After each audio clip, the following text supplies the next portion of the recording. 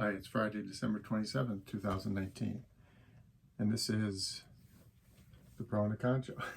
There it goes, the Pro and the Con Show. And I'm your host, Michael James Ott. Welcome to the show.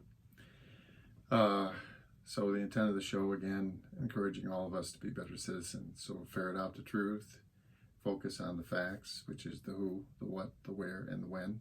Try to ignore all of the opinion that's out there, propaganda.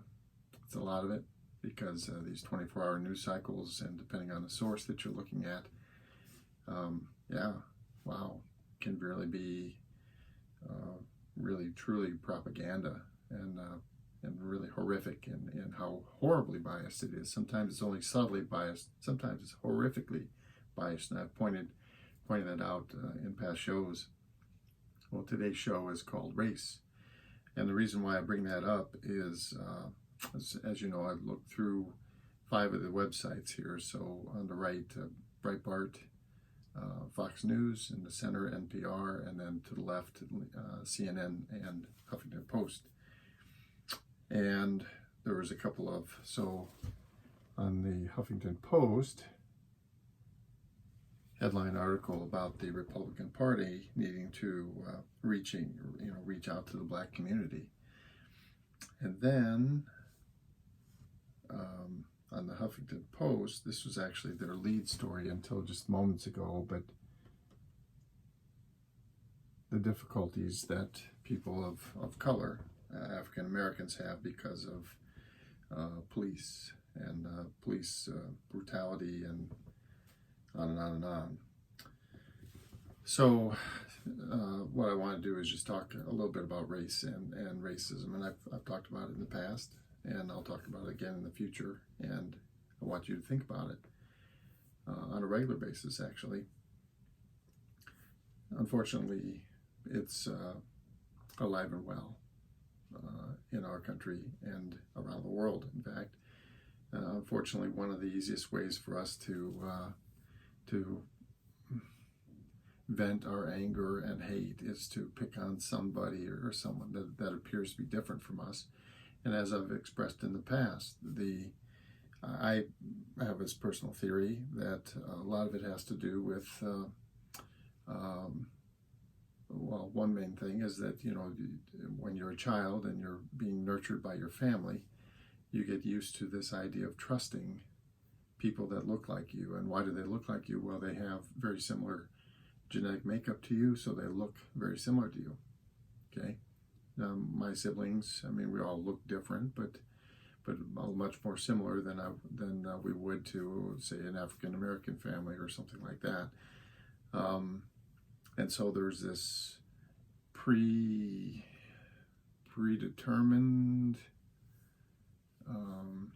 tendency to trust people that look like us as opposed to people that don't look like us. And then that can, as we have a tendency not to blame ourselves, want to blame somebody else, that can translate into people looking down upon other people that don't look like them. And there's a lot of things, it's not just color, like African American or Hispanic or something like that. It can also be choice of clothing, or height. Some people look down on short people, or girth. Heavy set people versus thinner people. So there's, unfortunately, all of us can have this tendency where we put down people that don't look like us, and we have to fight that. And the main reason is that situation is a dynamic, and so at the moment you might be in the majority, and you can be fairly safe in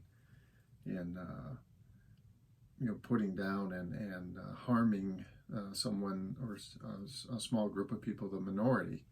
But then you walk down the street, you turn a corner, and suddenly now you're in the minority, and the other whatever size, color, whatever it is now in the majority.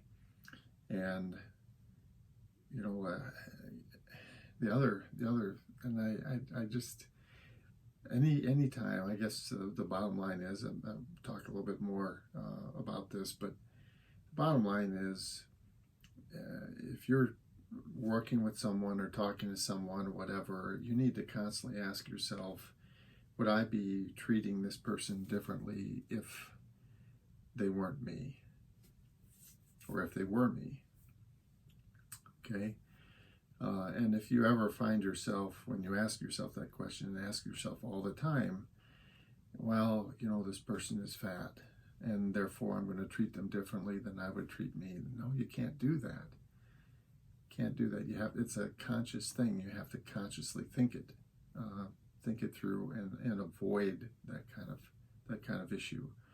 The other reason, so it wasn't just these 2 articles, but we have some family members staying with us, and one of them is in a position where she's hired some people, and she was talking about, we'd start talking about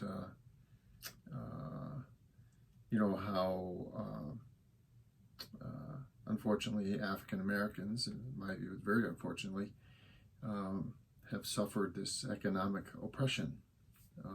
So it's not just social oppression, but economic oppression. And so we had a family member staying with us that said, well, yeah, but they should put that behind them and just pull themselves up by their bootstraps, which is the typical, what I consider to be a typical, I don't know, Republican talking point, I guess. A conservative talking point is the people that I most often, but also rural America talking point. This, we're going to be independent, stuff like that, which certainly I am not in any way, shape, or form saying that it isn't a great idea for all of us to be, to work and to be independent and self-supporting and all that kind of stuff, of course. But the fact remains that racism is and these issues of race and bias are alive and well, and unfortunately, you take people of color like African Americans. Let's just specifically talk about them.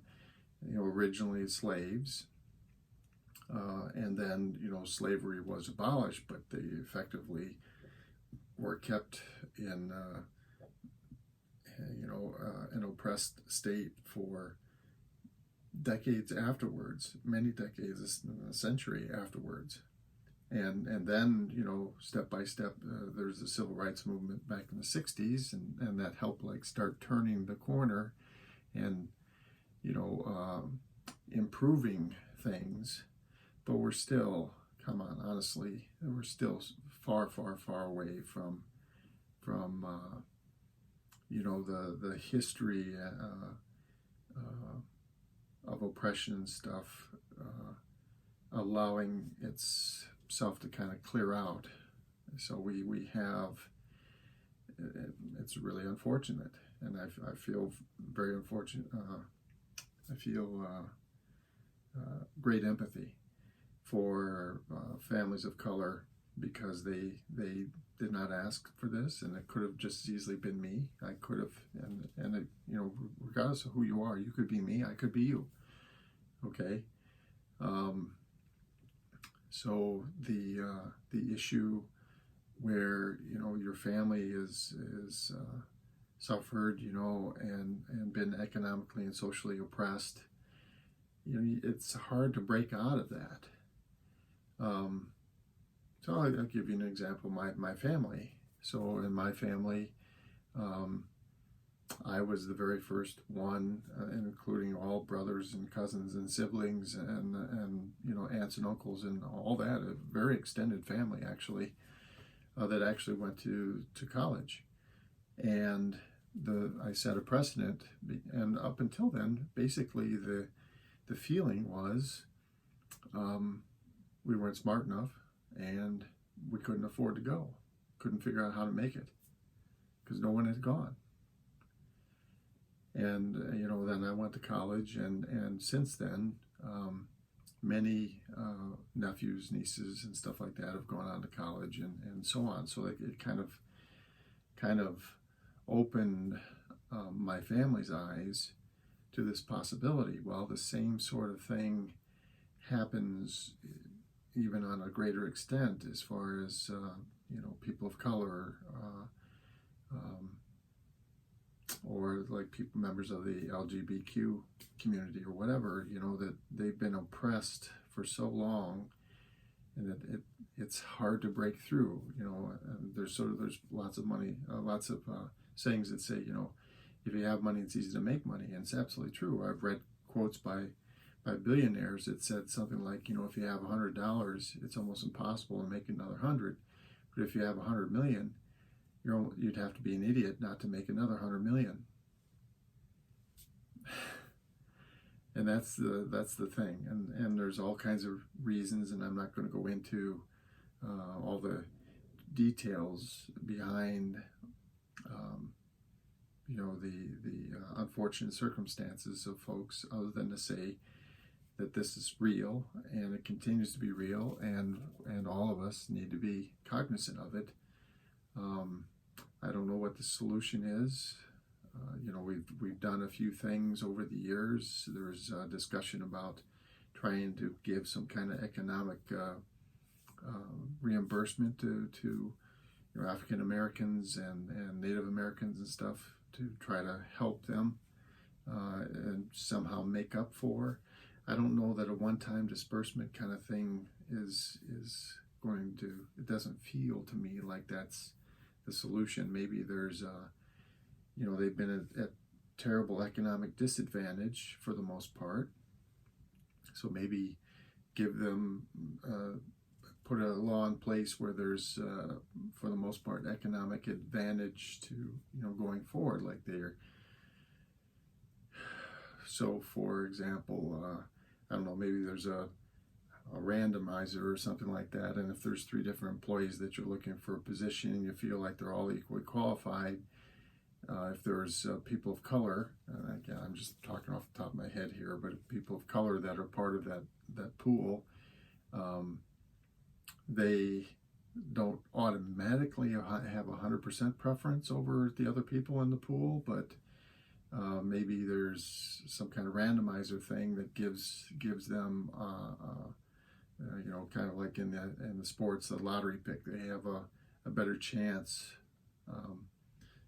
Maybe they get you end up with putting names in the hat, and they put in the name of the person of African American descent or something in the hat 4 times, and other people just once or twice, and then mix up the names and pull one out. I don't know. I apologize. That's kind of weak, probably, but something that could give some preferential treatment to people that have had just the opposite for decades, right? And so over decades, they would get some preferential treatment, and step by step, that would help lift people that for no good reason other than horrible, racist bias, were oppressed in the past. Anyway, the main thing, think about it and treat people as you would be treated. You must do this, and you must think about it. It has to be a conscious thing. In my view, you have to do it consciously. Okay, so for Friday, December 27th, 2019, I'm Michael James Ott, your host for the Pro and Con Show. Until the next show, bye for now.